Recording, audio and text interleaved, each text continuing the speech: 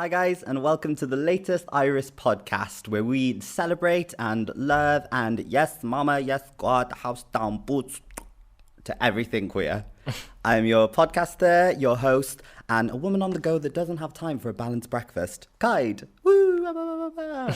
I want applause in this, by the way, Harrison, if I get that. Thank you. Pleasure. Today we have with us Nick, whose film Queens has been shortlisted for Best of British Short, sponsored and supported by Film 4. And the winner will get their services for their next film provided by Pinewood Studios, and will get a UK-wide audience with Film 4 on all four. Hey Nick, how's it going? Good. Thank you for coming. How do you like the place? That was very nice. Yeah, it. Just a little starter place. I thought, start small, and then, just for me on my own. Yeah. If you want to come stay over there, you're more than welcome. I'd love to. Yeah. It's very nice, very flowery. So where did you come down from today?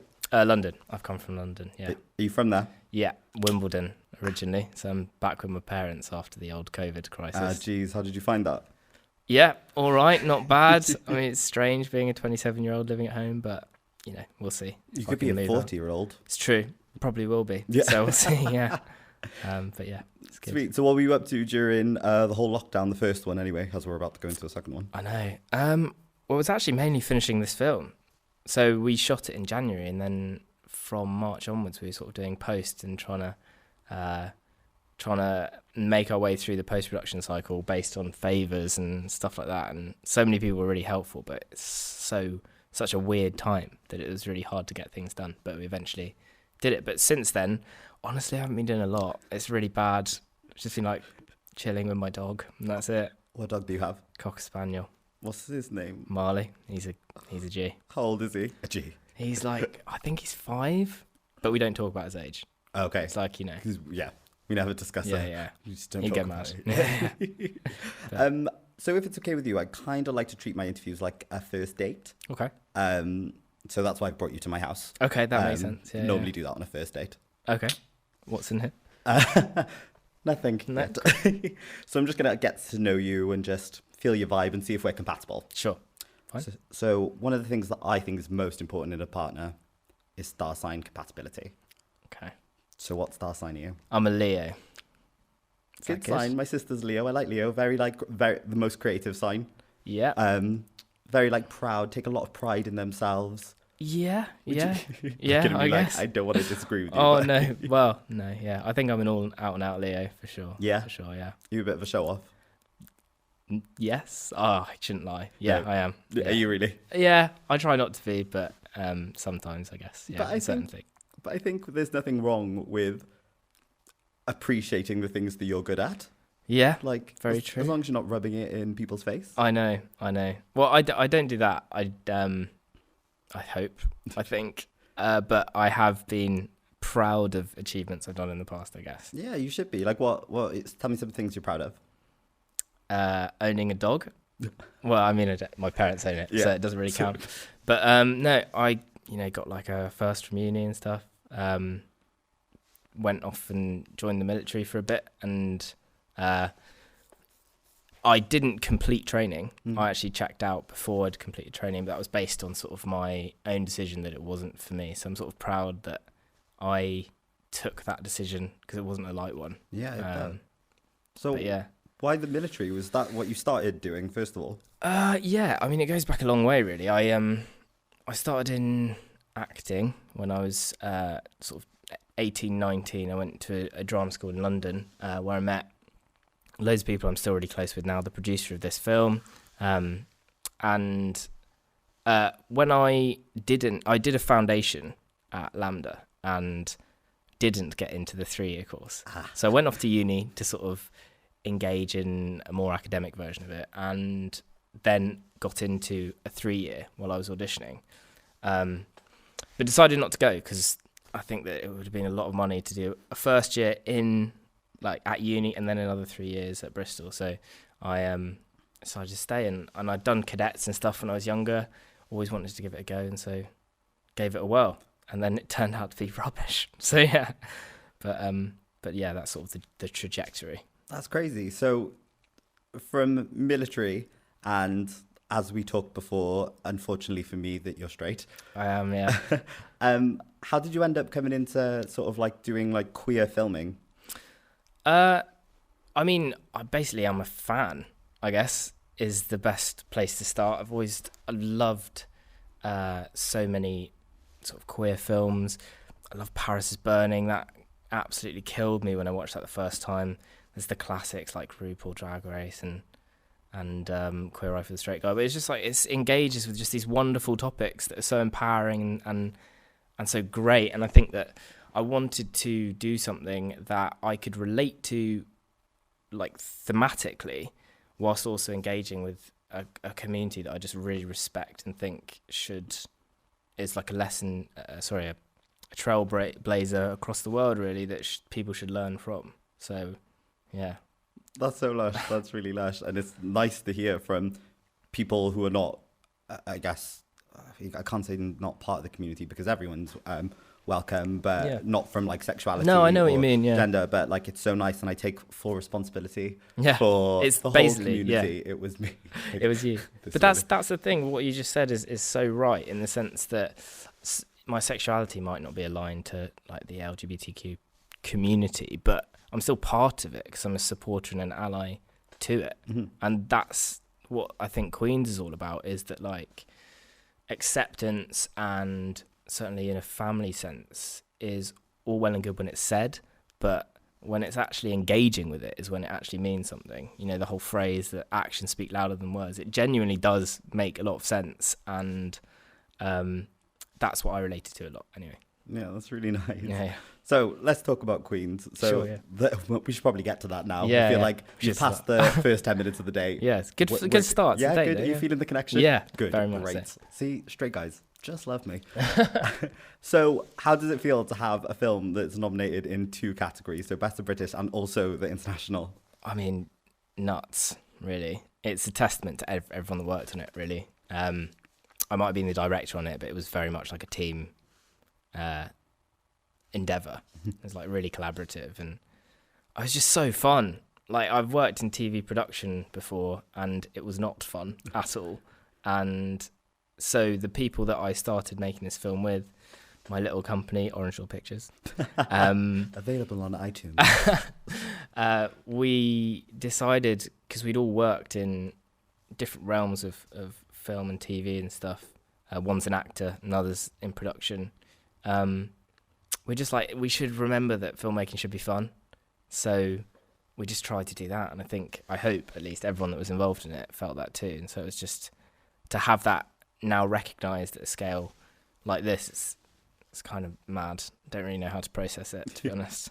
You should be like, as a Leo, you should be very proud. Like, watching it, it was so like, I sound really artsy-fartsy now. I was going to say joyous. No. But it was just really beautiful to watch. And there were so many like small moments in it. And I always find amazing with short films, and this one's no exception, the amount of feeling and like what you can portray in such a short amount of time. And I just felt so much. It was like such an emotional roller coaster. I felt like I was on Megaphobia. It was all just a lot for me. I'm really glad. So how did you come up with the title Queens, and what is it that like was the impetus to make it? The impetus to make it was I wanted to make something about like male self-expression, and like there's loads of things about dads and drag that are out there, reality shows, there's stuff on RuPaul, but I never, having watched a lot of them, I never felt like they really hit the nail on the head about what it truly means on like a human level to express yourself and like feel love and give love in like a communal setting. And in many ways, that's sort of what the main character Michael feels. He's very sort of far removed from this environment.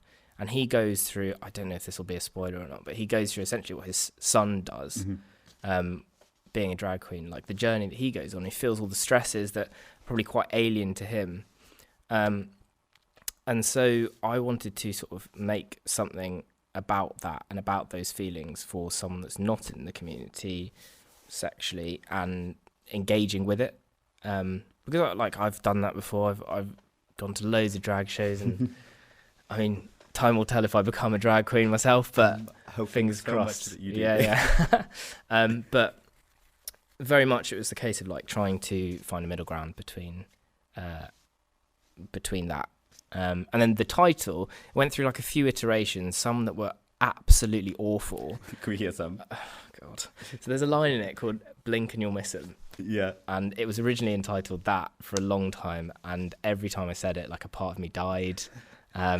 Thank God my producers were like, we are not doing that.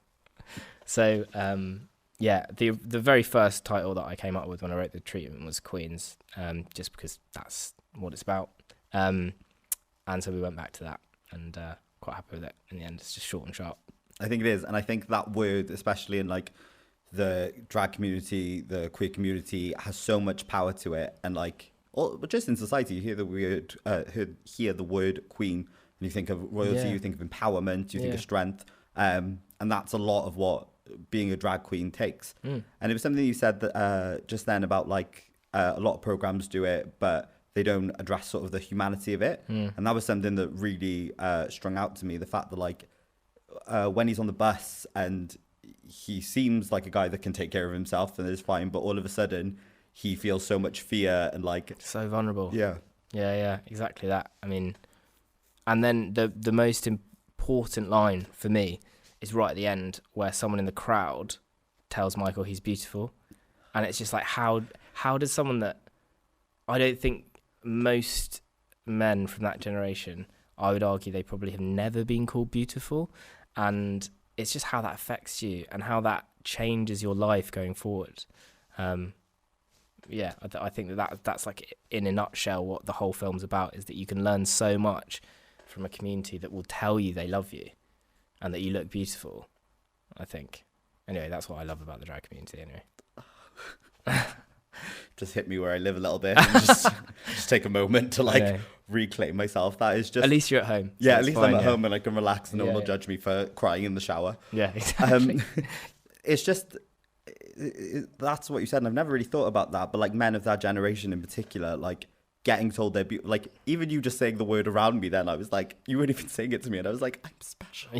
But like, it's such an important thing for people to be reminded, and especially with men, that they feel like compliments like that, like you're beautiful or you're so sensitive, is stereotypically sort of like an insult to weakness, but it's there's such good qualities to have, like, and also this balance between masculine and feminine energy. I think a lot of the times people keep them separate, but we're everything, we're all of it. Yeah, I think that's, and the community reflects that in the sort of scale that of sexuality and gender that you can go on. There's a bit of everything and everyone, and I think that's that's nice to hear that that's sort of what you take from it. Really. There's, I'm gonna go to the end now, but I'm gonna keep jumping back because that's fine. For that like end moment, like just after, where the person in the crowd just screams, "You're beautiful," and then the music starts, and then it just sort of cuts away to Jack just staring at his dad. And like, I'm lucky enough to have never had a situation where I felt like my dad didn't accept me. But for all those people that have, you can see the like joy of like just complete happiness and feeling just so complete that like one of the people you love the most in the world accepts you for who you are and loves you and engages with what you're passionate about. It's just amazing. And shout out to Will Robinson, who played Jack. That guy is insane. He's amazing. Do my makeup. Well, that was actually the makeup designer, Mia. So she'd fly her up here. She'll do it, yeah. Hi, Mia. Do my makeup. No, it was just lush. Like, and like you said, this engagingness. Like, there's this sort of thing with like parents of that generation where they weren't sort of exposed to all the sort of queer stuff, and it wasn't out. So there's this element, they don't really fully understand it, but just trying to accept, and maybe they never will, because it's like learning new behavior from everything you've taught. So this idea that I don't understand it, but I'm accepting it, and I want to show you that I want to be part of your life. Yeah, exactly. It's something that our generation, I don't think we have too many things to be really proud of at the moment. But I think that our general philosophy on acceptance and engaging with new ways to live is like really hopeful for the future. And there's obviously still a huge way to go, massive way. But I think that most that disengage from these communities and these ways of life and what people really love to be and do, the people that reject that are generally older, which is like really hopeful for our children. And you know what I mean? It's just, it'll be a nice life. It'll be a good old time for my grandkids. Yeah, exactly. No, I just think, I was going to say that generation and sort of separating themselves for things that will make them happy for fear of like what others will think. And obviously that's a running theme through every generation and everyone's life. But there's this air of like, when right at the beginning where the guy asks how's his son, and even though he accepts it, there's some sort of like disconnect from like sharing it with the rest of the world. Yeah. Which I found really interesting, that like, you know, he's on the bus and he's speaking to that guy and he's kind of he's like, I accept you, but also I need to keep this separate from my life, mainly and it always comes down to fear. Yeah. And I mean, the question is, what would he answer the next day? And I would argue that he would engage with it more, because he's seen what happens when you do engage and the benefits, and he'd probably, I would expect, want to have that same impact on Jerry, the guy, generic name Jerry, on the guy that is he works with, I think. Well, probably also like once you've gone through it, you actually see the bravery and the courage that it takes internally to fully be what you want in a world where we're constantly being forced into boxes and to have to fit certain molds. So to actually be like, put a big like fuck you to all like society and patriarchal society and systematic oppression and whatever, it takes a lot of balls. Yeah, it does. But the payoff is huge. I think that's the thing that you see in Will's face at the end, is the payoff. That it just means so much to this guy. Yeah, I think. Yeah. And that's that. That's all we have time for today, ladies and gentlemen. There's something that I always find really apparent in a lot of gay films, and Jack says it about you know, how gays have two families, and the fact that, you know, and RuPaul says it a lot as well about being able to choose your family.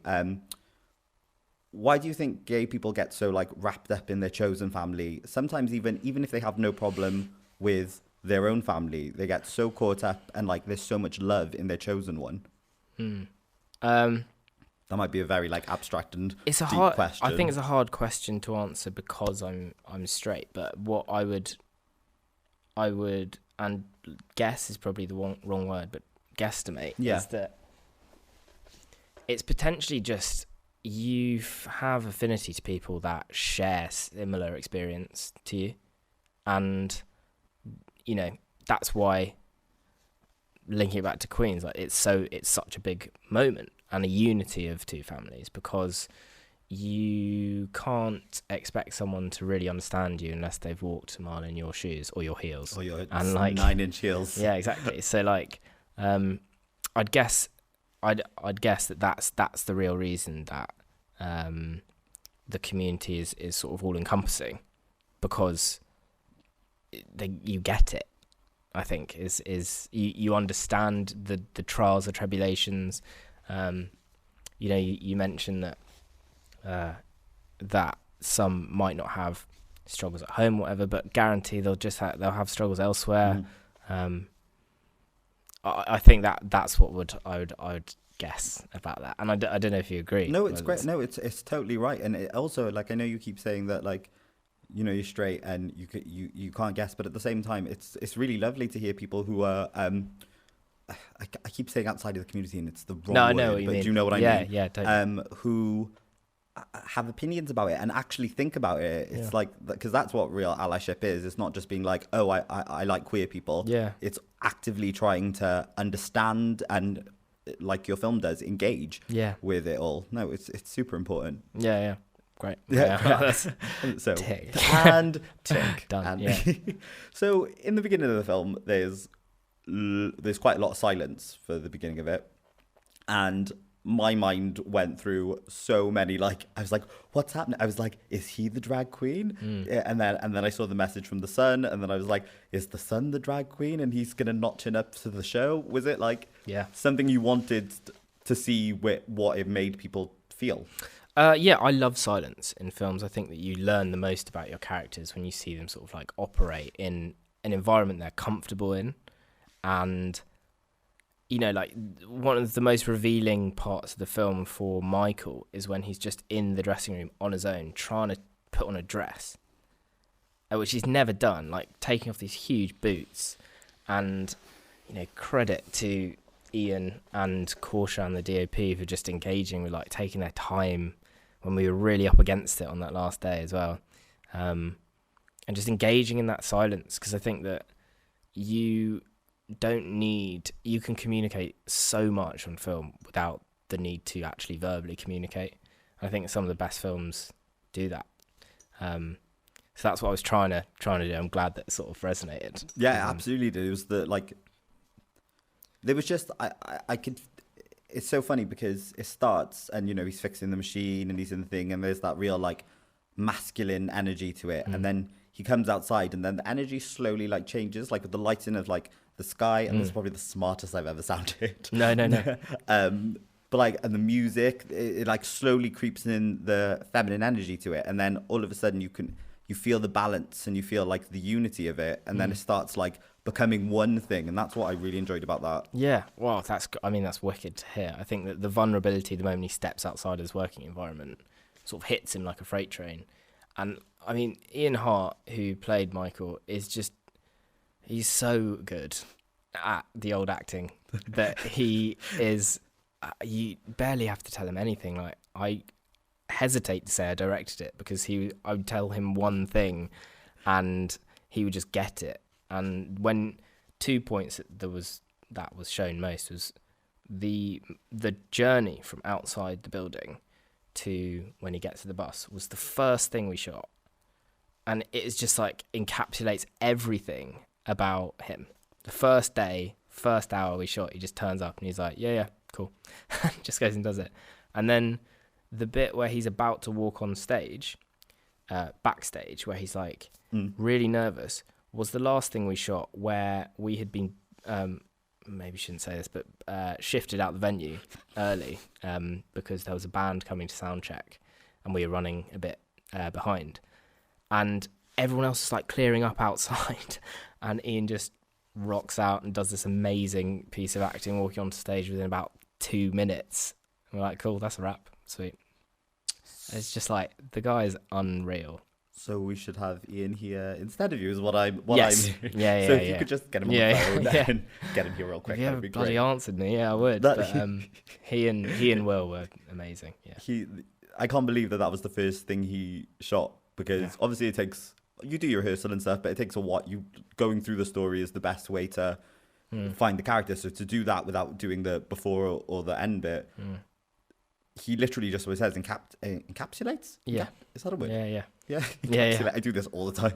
No. Encapsulates so much in that journey. Like the internal struggle that you feel for him is, it's crazy. It's crazy. Yeah, and he's then really impressive. Sorry. No. Sorry. No, let's talk about Ian some more. Well, yeah, he's very impressive. Hi, Ian. And then that scene when he's in the dressing room we were just talking about, where he's like putting on the stuff and he doesn't know how, and he just lets Jack do it. And this, it's the thing that resonated to me not the most, but one of the things that hit me where I lived is, that's my saying, by the way, if someone like hits my heart, like hits me where I live, is he just sits there and is not fighting, and like you can see that he's uncomfortable, but not in a way where the love just doesn't. And that's probably the main thing that I felt, this just like love for your child so much that he tries. That you try, yeah. And he comments on Jack's wig, comments on like everything that Jack's doing. And that was, I mean, credit to the guy who wrote it with, Dan, who we just hashed out this scene and essentially put in these 3 points, the bit where he comments on his wig, the bit where he talks about contouring, and then the bit with the eyelashes. It was a bit vague, but we'd set up sort of with stage directions the environment, and then we just let the two actors go about it. And the reality was that Ian had to let Will do his thing, because Will was comfortable, and Ian had never done this before and was having like reactions to the makeup. So he really had to like let Will do his thing, and I think that comes across really nicely.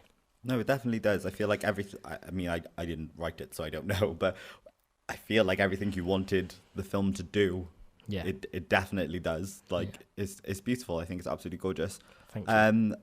What is it you think that it is about drag that is so uplifting for anyone, really? I think RuPaul says everyone should do drag, I think everyone should.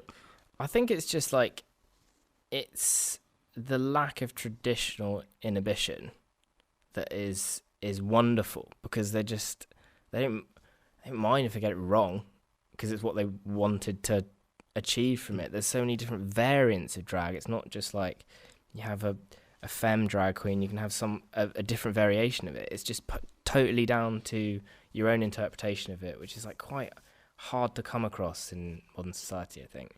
And just engaging with, every drag queen I've met is so sassy, but it comes from a place of like real intense love and support for whatever. And I think that's what's so attractive about the drag scene, essentially. I think as well, like, that sassiness comes from a place of love and support, but it also comes of a place of like so much intelligence. Yeah. Like, there's so many like good pop culture references. They have the ability to like think quick on your feet. Like, I think there's so much brain power that goes into it as well. And I think for some of people in the world, they just think it's a man or a woman dressing in the opposite gender's clothes, but there's so much more that it's pure artistry. It's so creative. Like, it's so creative. I can't believe how long it took to put those two in drag. Like, it's remarkable that we had a professional makeup artist doing it, and drag queens did it themselves. I think Will probably want to become a drag queen after doing that. He looked amazing. Yeah, he really. But yeah, he didn't do it on the day. Mia did. So I just the talent within drag queens is just ridiculous. What category do you think you'd be as a drag queen? I'd probably be a femme drag queen. Do you reckon? Well, yeah, we did like a little premiere for queens, and we were asked what our drag names would be. I was just about to ask you, but I'm very excited to hear. So mine was Nikki Tantrum. I don't know. It would be a disaster, but it would be quite fun. Nikki Tantrum. Yeah. It's so good. I wish I could remember the other two boys. That is so good. What they had, but my God, yeah. So I've got two for me. We're going to talk about me now for a little bit, and you can tell me which one you prefer, because I'm still deciding between. What category would you be? Like, what type of queen? I think I'd either be a femme. I want to be a bearded queen, because I don't want to lose my facial hair. Yeah. But I think I'd be quite femme. Mm-hmm. And I think my main thing would be comedy, because I'm so hilarious. So the two that I have are On Your Knees, which I think is good, or this is a new one that I'm working with, Anne Tida Present. That's good. I think On Your Knees is On Your Knees is a strong one, isn't it? 10, but the second one, antidepressant. Antidepressant. That's so all together. So good. It's so good. It's so much better than Nikki Tantrum, which is just like a reflection of my life. Like, it's so bad. No, it's great. I love it. Nikki Tantrum. Oh God. It's perfect. I need to think about a more intelligent name. I'm trying to give you one. What do you strike me as? Either big. Oh my God. All right, yeah, I'll take that. That's what I'm going with. Fine. Or so funny. So funny. Yeah, either. I'm happy with both. Either those. All right, well, I've officially, with no drag experience at all, or no sort of, what's the word I'm looking for? Authority on drag names. I now bless you, one of those. No, I really like Nikki Tantrum. It's quite androgynous as well. I really like it. Okay. Yeah, like it. You happy with those? Yeah, I'll take it for sure. I feel like honoured to have been named one. You are blessed. So what would you say is we should probably talk about the film now again, because I just keep talking about me. What's your favourite scene in the film? Ooh. I know it's all one, it's hard because it's one, but like favourite moments in the film? That's a really good question. I think it's there's a moment where there's a bit of silence while the makeup's being applied by Jack, and Ian, he just sort of, it's quite close on his face, and you can just see for the first time that he sort of like stares into Jack's eyes, and it's just that connection moment that was really cool, I thought. And yeah, so that one, or just the final image, I think, which I was just really proud of Will for doing. It's just, he nailed it, essentially. I cried. Really? At that final image. Oh, and good. Honestly, I'm really not a crier, and I've said this in some of the other interviews I've done, but two of these films in particular, and You're One and Another, literally, I was like, I don't think I've cried in like 5 years, and then I was like, what? That's good. I mean, it's amazing that films with so little text can like evoke so many emotions. I think that's what it's all about, short films, really. Well, it's like what you said, like the fact that you love silence. There's not a lot of words in the film, but and like even what is said isn't like profound and like all abstract, but it just hits you where you live. Yeah, hits you where you live. It does hit you where you live. Yeah. I think, yes, that those two moments, or there was one other which I will mention, which was when Will comes out on stage for the first time and he like addresses the audience with this just energy, which is electric. That was the first take we did of that, and it's in the film. Just the whole audience just exploded with excitement, and I guess it's less that in the film, it's just my memory of that happening when we shot it was another one of my favourite bits. So if there was a sequel, if there was Queens 2, I'm Here, I'm Queer, let's call it. Yeah, okay, like it. Royalties. Royalties. What would be the future of their relationship and their life? It's a really good question. I think it would just change the dynamic between the two of them for the rest of their lives.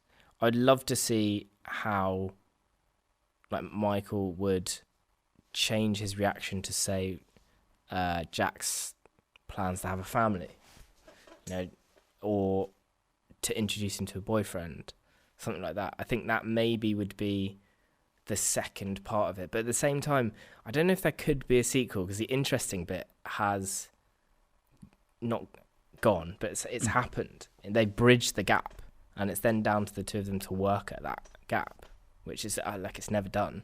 So yeah, I honestly don't know how I'd do a sequel. No, I think like I don't think that, because then the interesting part, we talked about this earlier, is about like, yes, they bridge the gap, but then how do they sustain it and actually integrate it mainly into Ian's character's life? How does that bridge? That's a good point, actually. Maybe I would like focus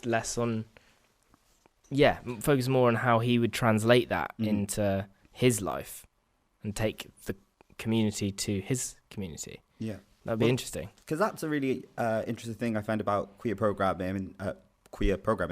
It situates very much on the gay community, and as it should. But it's also nice to see how the other side, and I use the word deal like it's a burden, but it's not, but how they manage it in a society where in their world, this is completely alien. Yeah. It's all about managing it, as you say. Yeah, sure. Yeah. Well, we're running out of time now, so I've just got one more question for you. Hit me. And I think it's a really obvious answer. Okay. Will you go on a date with me? We're already on one, so a second one. Yeah, Can we get second date? Yeah. Of course. See? I'm a catch. Y'all listened. Yeah. Right, guys. Well, thank you so much for... Right, guys. Thanks, Nick, for being here. It was so lovely talking to you. No, thank you so much. Your insight and your energy is very, very nice. And It was really nice to get to meet you. Thank you, and thanks for the invite, I guess. Still up. Well, cheers, guys. Thank you for tuning in. Please, please, please subscribe to the Iris podcast. He's been Nick. I'm here for a good time, but not a long time. And don't forget, if you get mad, kill him with kindness. Bye.